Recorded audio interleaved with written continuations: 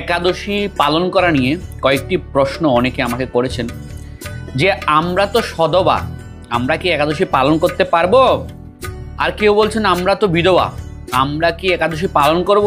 আর কেউ বলছেন আমাদের তো সদ্য নতুন বিয়ে হয়েছে, আমরা কি একাদশী পালন করব? আর কেউ বলছেন আমাদের তো বাচ্চা কাচ্চা ছোট এখনো, আমরা কি একাদশী পালন করব? তো ভগবানের মন্দিরে যাওয়ার যেমন কোনো বয়স হয় না, তেমনি পুণ্যকর্ম অর্জনেরও শাস্ত্রে কোনো বিধিনিষেধ নেই। তো সেই জন্য যে কোনো পরিস্থিতিতে, যে কোনো অবস্থায় আপনি গৃহস্থ জীবনে যে কোনো ক্যাটাগরিতে থাকুন না কেন, সে আপনি সধবা হন, সে আপনি বিধবা হন, সে আপনি ছেলেপেলের মা হন, পুণ্যকর্ম করার জন্য এই বিষয়ে কোনো রেস্ট্রিকশন নেই। সকলের উচিত একাদশী ব্রত পালন করা।